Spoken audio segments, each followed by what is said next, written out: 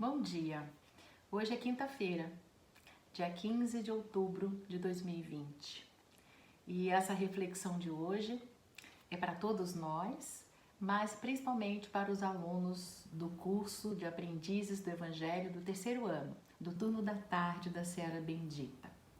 E o assunto que nós escolhemos, já que dia 12 de outubro, nós comemoramos também o Dia das Crianças, nós escolhemos Marcos capítulo 10, versículo 16. E abraçava as crianças e impondo as mãos sobre elas, as abençoava. Muito bem. Hoje, nós vamos iniciar com uma parte de um texto de Norman Cousins. Abre aspas. Tudo que vive, não vive sozinho, nem para si mesmo. Pois é, continua ela. Dizem que a vida é curta, mas não é verdade. A vida é longa para quem consegue viver pequenas felicidades.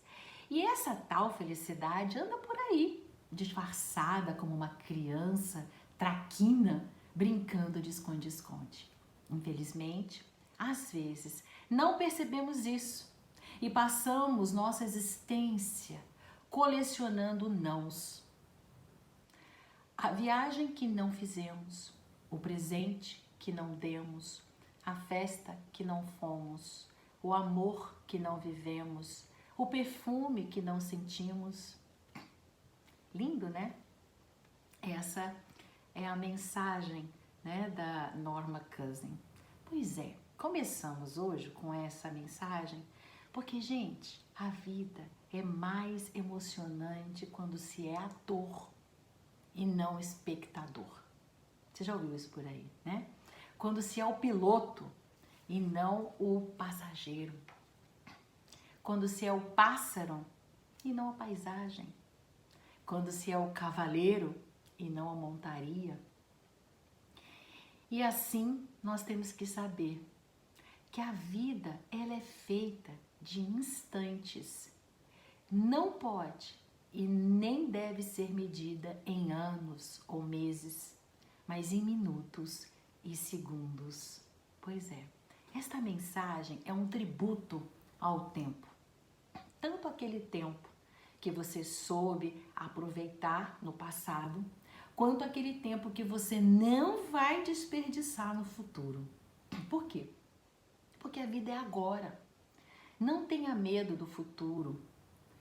Apenas lute e se esforce ao máximo para que ele seja do jeitinho que você sempre sonhou.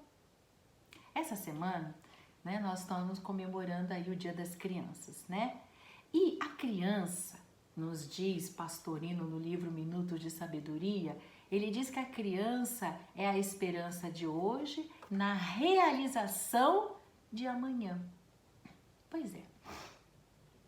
Vamos ver assim, vamos estudar juntos, refletir juntos, sobre esse aspecto. A Terra, ela renova os seus habitantes a cada dia. E todos nós contribuímos para o progresso do mundo. Porém, um mundo diferente não pode ser construído por pessoas que sejam indiferentes a tudo. O individualismo, que nós sabemos, que nós estamos vivendo até hoje, ensina que cada um deve pensar por si. Tem até aquela frasezinha, ema, ema, ema, cada um com seu problema. E nós estamos chegando à conclusão que não é bem assim, não é mesmo? E quem vai cuidar do mundo se cada um cuidar de si próprio? O bem comum é responsabilidade de todos. Um mundo diferente só será possível se tiver pessoas também diferentes. E a diferença está na sensibilidade. Nos fala Frei Jaime Bétega, tem um livrinho pequeno, lindo, O Olhar do Coração. Lindo esse livro. O homem subiu gigantescos edifícios de cimento, nos diz Emmanuel. Estamos vivendo os cimos da cultura intelectual e tecnológica em tão pouco tempo de história. Mas, diz Emmanuel, se nós não descermos repletos de amor para auxiliar as crianças, no chão do mundo, diz ele usa essa palavra, debalde esperaremos pela humanidade melhor. É através do amor, diz Emmanuel, né? Tá no livro Taça de Luz. Por isso, hoje nós estamos aqui, amigos, para refletirmos juntos, para nós construirmos um mundo melhor. No âmago da questão, nós precisamos pensar onde Jesus já nos advertia. Eu já falei isso outras vezes, mas torno a repetir, porque esse é o ponto crucial, é o âmago de todas as situações nas nossas vidas. Lembra? A fonte de todo bem é, por sua vez, a fonte de todo mal. Jesus falou, né? Entre aspas, né? O homem bom, disse Jesus, tira coisas boas do bom tesouro do seu coração. Jesus continua, e o homem mau tira coisas más do mau tesouro do seu coração. O mestre simboliza o coração como a origem de tudo. Na verdade, gente, o coração não pensa, não é? O mestre usava o simbolismo delicado para nos auxiliar na compreensão. Porque o mestre era todo doce. Da boa ou má função da mente depende a boa ou má direção que tomamos no caminho da vida, não é verdade? Os nossos destinos, amigos, e os dos nossos filhos, dos nossos sobrinhos, netos, estão na dependência direta da mente, do pensar deles. E se pensar é criar, vamos criar realidades diferentes. Nós estamos embotados psiquicamente, todos nós. Educar significa antes, em primeiro lugar, educar a si próprio. Significa ser para sermos exemplos àqueles que o Pai nos confiou. Né? O Evangelho segundo o Espiritismo fala que o lar é a primeira escola. O primeiro dia de vida é o primeiro dia de escola. Porém, muitas vezes, somos nós que impedimos a marcha dos nossos queridos pequeninos para a vida superior. Queridos, eu vi na revista Mente e Cérebro, no ano 28, número 215, editora Glaucia Leal, ela inicia assim, abre aspas. Olha que interessante. Quem tem filho sabe, é quase impossível em algum momento não se pegar olhando para essas criaturinhas nas quais os pais ora se reconhecem e ora se estranham. Ela conta que no site Amazon existe uma oferta espantosa sobre livros de regime alimentar. Nessa revista, naquele ano, eram 17 mil. Mas ela disse, graças a Deus, que os números de livros, né, ou manuais, né, de como criar os filhos, já naquela época passava 40 mil. Ou seja, as pessoas, né, estavam mais preocupadas com os filhos do que com as medidas da cintura. E ela fala que a modernidade do século XXI trouxe um legado. Sabe qual é? Abre aspas. A consciência do quanto a atitude de quem cuida de uma criança terá reflexos no futuro. Antes, os nossos avós, eles não estavam nem pouco preocupados. As crianças sentavam, eram separadas, comiam longe dos pais, os pais falavam e faziam o que queriam. Eles não achavam que isso ia refletir na criança. Mas o legado 21, nosso legado atual, é esse, né? Nós chegamos à conclusão que a consciência do quanto a nossa atitude, né, de nós que cuidamos de uma criança, vai ter reflexo no futuro dessa criança. Graças a Deus, né? Estamos mais conscientes e a consciência tem seu preço. Por isso, né? No delicado processo de educar, nós precisamos estar muito atentos. A mensagem do bem que passamos compete muitas vezes, gente, com a TV, com o universo de imagens virtuais fáceis, eles põem atrativas, né? Estas mesmas que alimentam a fogueira de emoções desestabilizantes por pessoas que sabem manipular as fraquezas que todos temos. Então eles colocam no desenho animado, eles colocam em tudo para que a criança, né, com aquelas imagens coloridas, lindas, fáceis, se sintam atraídas. São imagens que são desestabilizantes, né? Muito bem.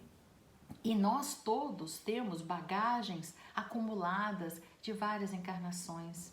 E assim, essas pessoas que estudam e trabalham nisso, elas implantam na sociedade a noção de uma vida sem responsabilidade, uma liberdade sem limites, uma exaltação de todos os prazeres. Não podem ter frustrações. Tudo isso está sendo colocado nas entrelinhas de tudo.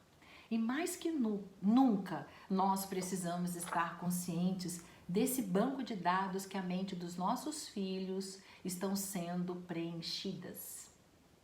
Lembre, a fonte de todo bem é, por sua vez, a fonte de todo mal. É da mente, é daí.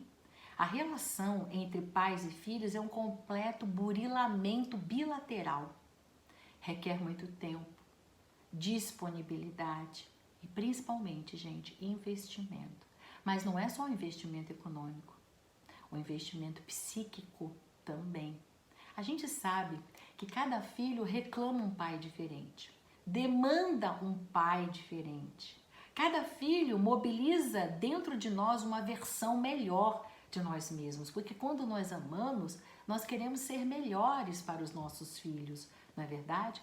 E a criança, ela tem a capacidade, muitas vezes, de despertar sentimentos inusitados, nos disse, né, a Glaucia Leal na revista, incomuns, ou seja, tanto eles nos enternecem, quanto eles nos tiram do sério, não é verdade? E por que será? A revista diz assim, abre aspas, na verdade, não são os pequenos que o fazem. Nossos anjos e demônios é que acordam a criança que um dia fomos. Olha como ela diz. Não são as crianças que despertam em nós alguns sentimentos inusitados que nós não gostaríamos, né? Incomuns que nós não gostamos de sentir, ou de agir, ou de falar, né? Quando elas nos tiram do sério. Ele diz que elas despertam, acordam a criança que um dia nós fomos, talvez no nosso desenvolvimento espiritual. Que interessante, né? Vamos interpretar, ir mais fundo? Os nossos anjos e demônios é o bem e o mal, né? Que vivemos em experiências distantes, ou até mesmo em outras encarnações, guardadas aí no nosso inconsciente, no nosso perispírito, né? Que ao nascermos está adormecido. Por quê? Exatamente para sermos um livro em branco, flexíveis, mais fáceis de aprendermos novas formas de pensar, de sentir, de agir. Por isso fica adormecido, né? Pois é. Por isso, queridos, há necessidade de buscar sermos melhores, para agirmos melhor, enxergarmos os nossos traços em nossos filhos. Para e pensa. Que traço queremos nos enxergar em nossos filhos? Lembra, o agir grita mais alto do que o falar. Não adianta falar coisas lindas e agir diferente daquilo que fala, né? As crianças, elas fotografam na sua mente a nossa atitude, não a nossa fala. E é isso que ela leva e guarda consigo, né?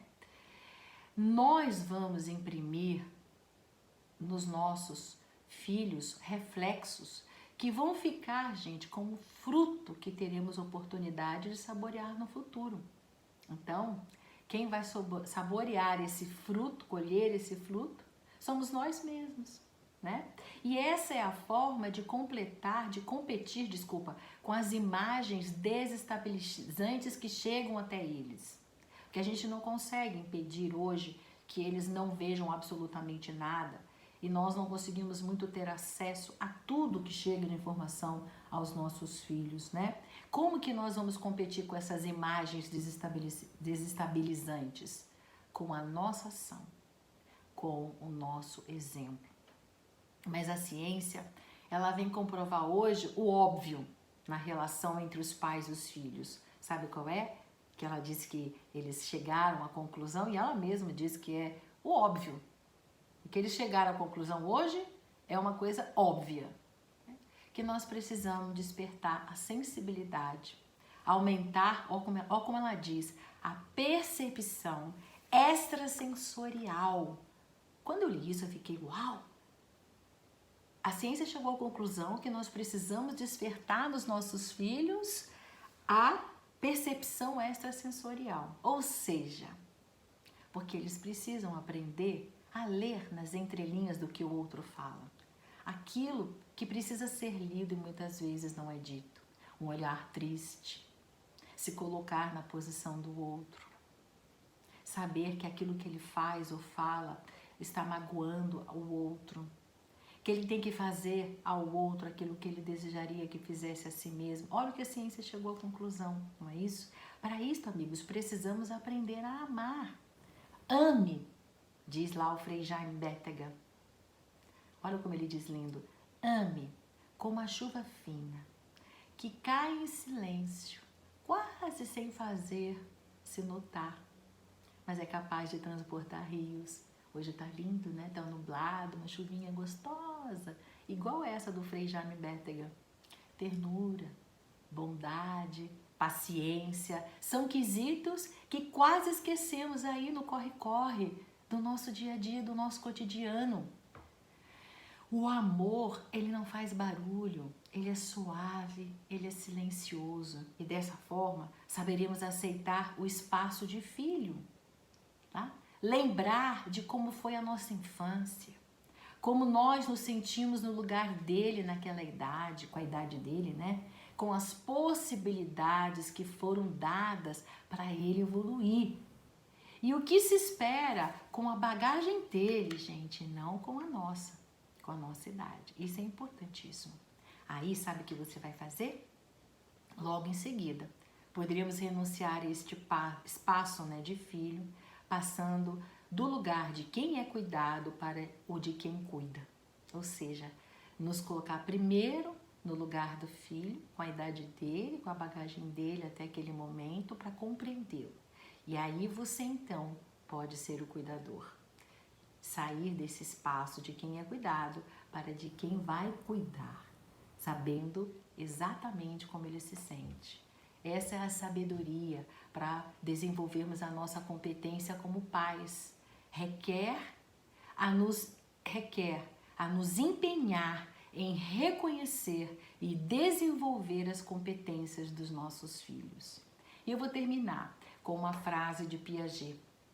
Quando olho uma criança, ela me inspira 2 sentimentos, diz Piaget: ternura pelo que é e respeito pelo que possa ser.